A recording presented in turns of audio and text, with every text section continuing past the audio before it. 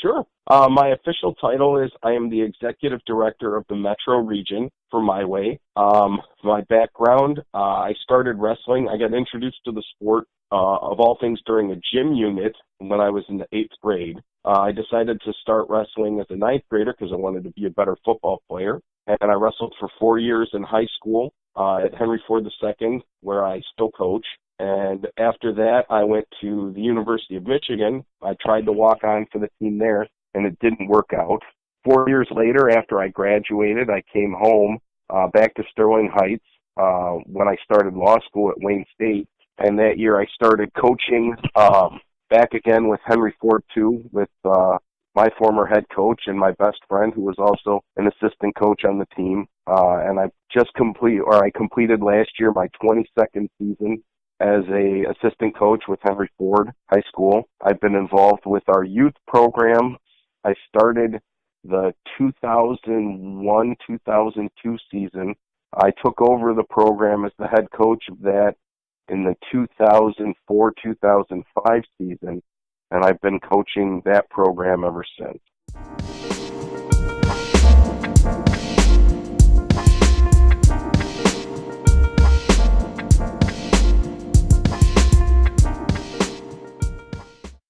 Well, I think the biggest mistake that you see happen over and over again is putting too much of a value on the result of competition, and rather than focusing on the development of skills and just enjoying the process and the competition. You see, high incidents of burnout of the people that really care more about getting their hand raised than trusting in the process of developing skills to become a better wrestler and enjoying the process of developing skills.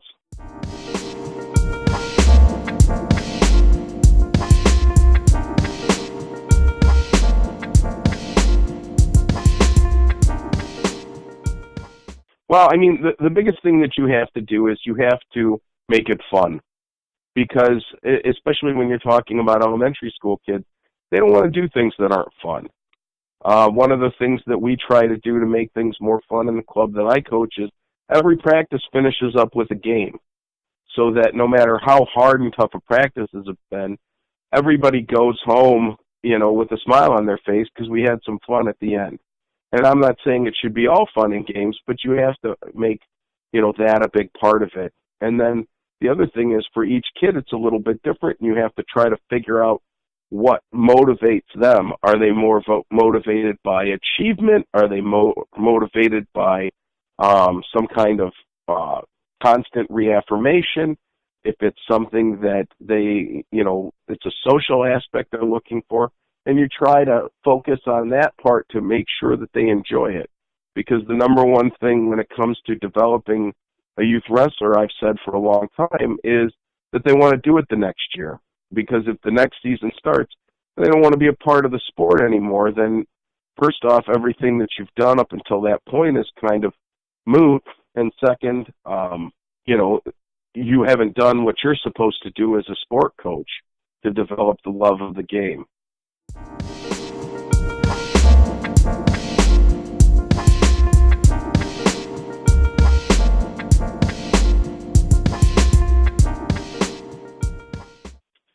Well, we were the club that introduced this idea and sort of piloted it in My Way. And we're now up to 4 out of the 8 regions do it. And I keep telling the other directors, I'm going to convince you that this is the way to go. It actually came about, interestingly enough, one of the Dakota Wrestling Club parents shared an article that was written by Ben Askren, with Craig Johnson, who was a co-regional executive director with me a few years ago.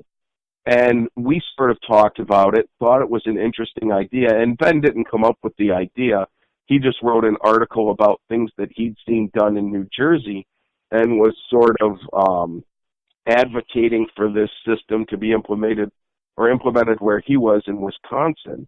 And I thought the idea had a lot of merit. And sort of the big thing that I think comes from this is, one, it encourages kids to wrestle their natural weight.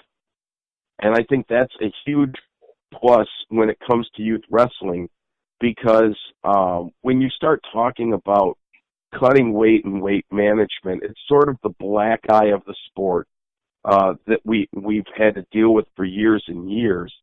And this is a system in which it makes it very difficult to be a weight cutter, because if you're going to do something like that and wrestle below your natural weight, you know, you don't get to weigh in on Friday and then, you know, recover and be significantly heavier come the competition on Sunday. If you want to try to cut weight, you're going to have to now maintain it throughout the competition on Sunday, and nobody should want to do that.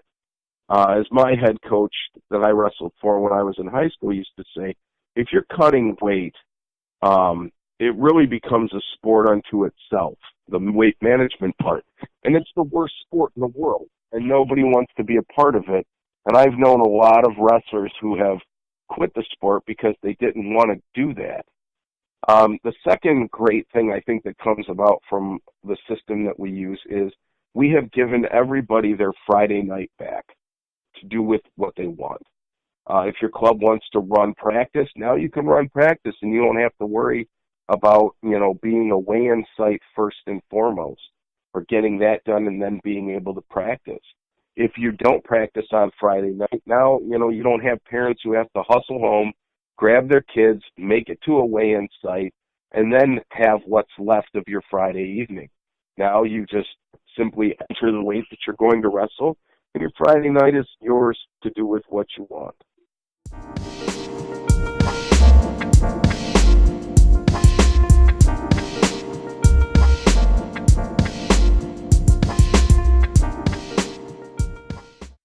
You know, the vast majority of kids are following the rules and complying with them. We had very few wrestlers are tabbed in the audit as being overweight. Most kids are, you know, well within the 2 pounds. Most of the kids are actually under what the weight class limit is.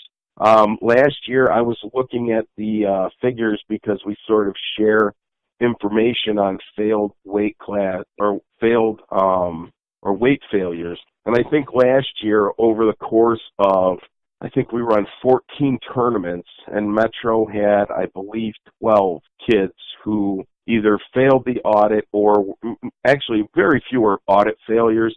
Most of them are challenges. But like I said, over the course of the entire year, we had 12. For, you know, one kid, it works out to a little less than one wrestler per tournament who doesn't or isn't within the proper weight variance. And then, as I said, or as I didn't say, but I think a lot of it comes from people who come from other regions who either don't quite understand the way the rules are set up or are looking to sort of come to another region and cheat the system. They invariably get caught if they try to do that.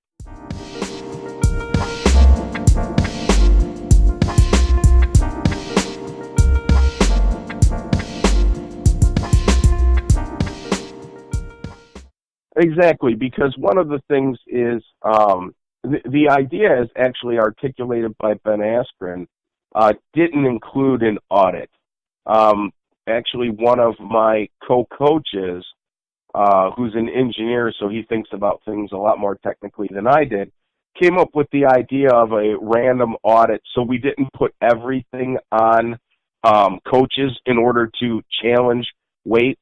So that way there was some sort of across-the-board sort of fairness. I mean, we typically run between 8 and 10 mat surfaces per tournament, so when we pick one mat per session to audit wrestlers, we're usually getting around 10% of the population at any given tournament that gets their weight checked.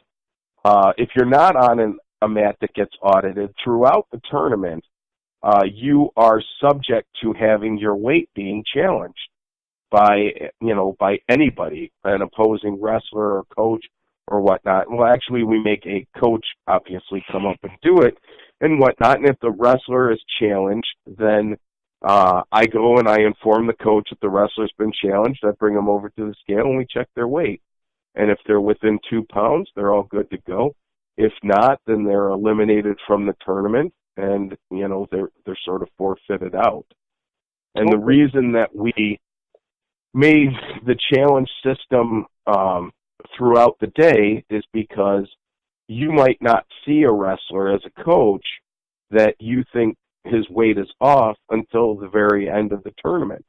And we wanted to still keep the ability to to have that challenge when you came up against that wrestler and you had the opportunity to see them in person. And then the other thing is, again, going back to the original